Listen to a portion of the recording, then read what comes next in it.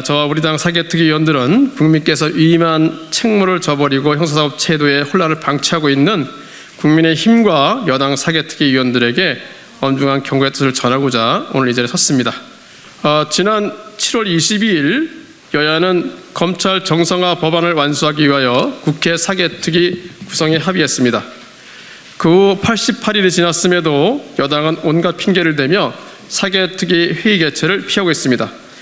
지난 9월 10일 국회 정상화 법안, 검찰청법과 형사소송법안입니다. 이 시행됨에도 불구하고 중대범죄수사청 설치를 비롯하여 현실에서의 형사사법 제도를 보완해야 할 사개특위는 집권여당인 국민의힘 방해로 한 발자국도 못 떼고 있습니다. 심지어 사개특위 여당 간사인 국민의힘 정점식 의원은 회의 개최 여부를 묻는 언론의 질문에 전혀 없다면서 여야 합의사항을 또다시 뒤집겠다는 뜻을 노골적으로 드러내고 있습니다. 대놓고 국민을 무시하고 국회를 깔보고 있는 국민의힘이 여당의 자격이 있는지 의심스러울 정도입니다. 이런 상황 속에서 형사사법 제도의 혼란과 균열은 가속되고 국민의 권익은 오히려 후퇴하고 있습니다. 일개 장관이 주도한 법무부 시행령이 상위 법령을 무력화하고 형사사법 제도는 물론 상권 분립을 규정한 헌법마저 흔드는 대혼란이 계속되고 있습니다. 시행령과 상위 법령의 충돌에 검경 수사 주체 간 혼란이 발생하여 현직 법조인들도 복잡하고 모호해진 제도에 머리를 싸매고 있습니다.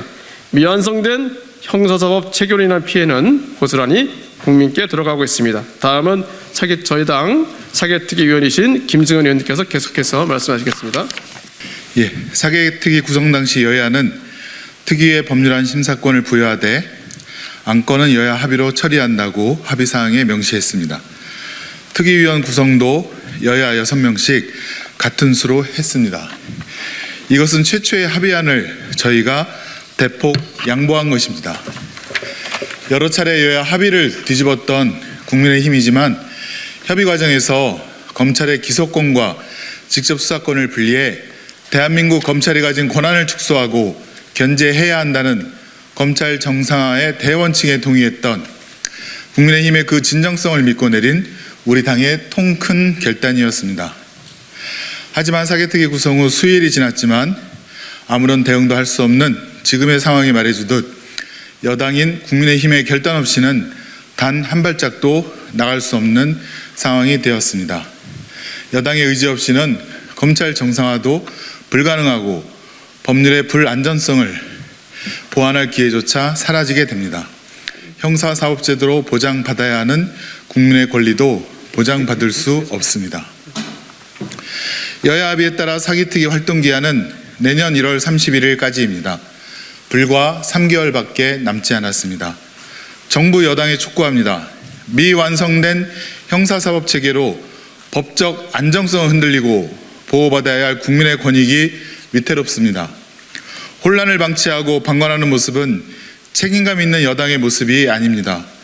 하루빨리 미완성된 형사사법체계 개정을 위한 논의에 참여하십시오. 국민들께서도 사개특위 방치 상황이 지속되지 않기를 바라고 계십니다. 언제까지 국민을 무시하고 국회를 무시하며 사개특위를 무력화할 수 있을 거라 생각하는 겁니까? 혹시 윤 정권의 불법행위를 막기 위한 의도적이고 집단적인 방탄행위를 하고 있는 것 아닙니까? 온전하고 안정적인 형사사법체계를 구축하는 일은 국민의 기본권을 보장하기 위해 국민으로부터 책임을 부여받은 국회가 해야 할 책임이자 의무입니다. 불안정한 형사사법체계 개정에 나서지 않는 지금의 국민의힘을 더 이상 국민들은 용서하지 않을 것입니다. 국민의힘 의원님들, 이제는 국민들 앞에서 답해야 할 때입니다. 감사합니다. 2020년 10월 17일 더불어민주당 국회 형사사법체계개혁 특별위원회 정성호, 송기현, 박범계, 박주민, 김승원, 이모선 위원 일동.